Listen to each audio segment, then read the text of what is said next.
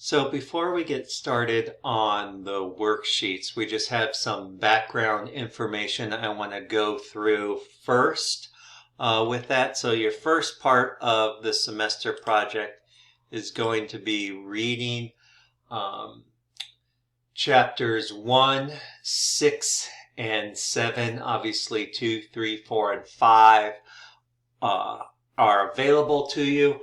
A little bit more specific to physical therapy and more medical aspects, so we're going to skip them. But if that's interesting to you, there's not a lot of reading there, so go ahead and do that as well. But as far as the main points and things that we need to consider throughout all of these worksheets and within documentation is the point that documentation is mandatory. Right? We talked about in the introduction a little bit about some of the reasons for documentation and with that. And we'll talk about that a little bit more specifically here on the next slide. But it is important to realize this is not an optional sort of thing. In addition, there's some standard policies that are important to keep in mind for documentation. First and foremost, obviously, is that since these are required and are legal, we have to follow some legal guidelines. The first one being that all entries need to be signed and dated, right, with your name and your professional designation with that, as well as if you are a graduate, pending license, or a student, you need to have all of your documentation authenticated by a licensed provider who would sign next to your name because you are practicing under the license of that other individual. Also entries within the health record cannot be erased or deleted. Once they're finalized and signed and dated with that, you can't make any changes. If there are some corrections that need to be made with that, as far as an error or something, you need to draw a single line through the error so that the original material is still able to be read, right? And then the error should be initial and dated, so that it can, and then any additional information as far as corrections would be placed next there. And so you could see specifically what has occurred throughout that. A lot of times in electronic medical records, it will automatically do that for you as well. It's important that any paper health records be used in black ink because other colors do not copy or scan well. So we use black ink for that. Also, if you're using specific forms that have entries or places for that, like if you're using a HOPS form or a SOAP form and you didn't do that portion, say, you have a standardized evaluation form and it called for special tests, but it was, say, an obvious fracture, so you didn't do any special tests.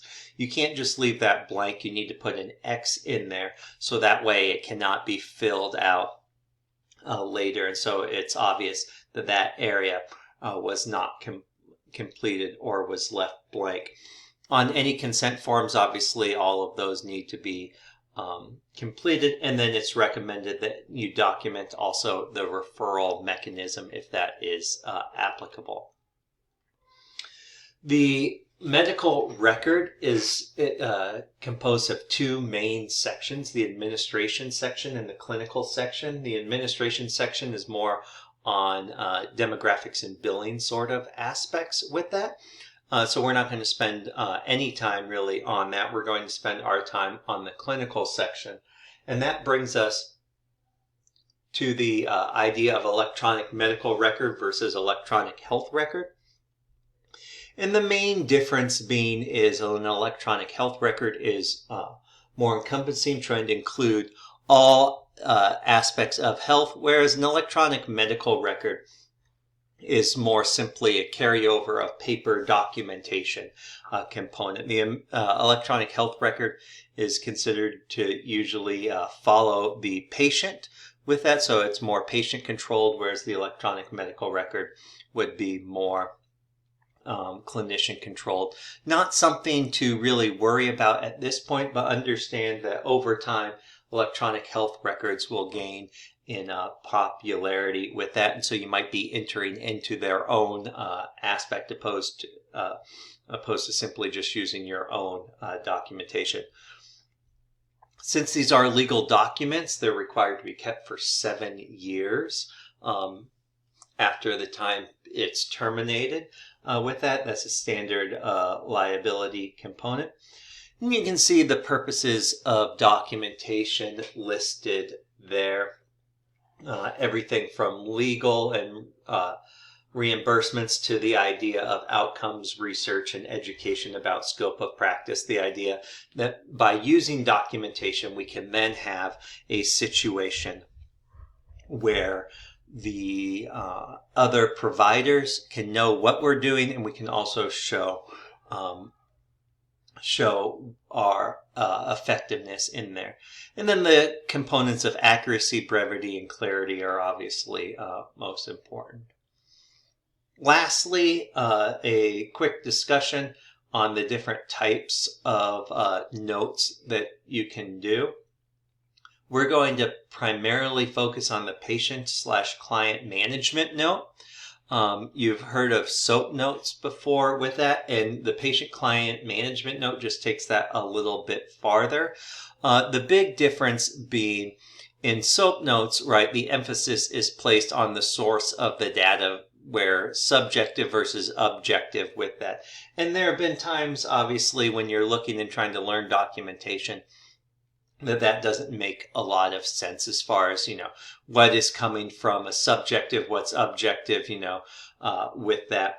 If you use a pain score, is that still a subjective score, or is it an objective pain assessment because you're using a clinician-derived measure aspect with that? And so the patient-client management note goes from that and focuses more on the nature of the data with the different components as seen here, right? With that, these are the components of the patient-client management note that we'll be doing compared to subjective. Then there's the initial daily progress reevaluation and discharge notes. And so we will be working through those as far as different components with the different worksheets. So for this first part, it's just an introduction, so there are no worksheets due. And so we will continue on next with abbreviations and medical terminology.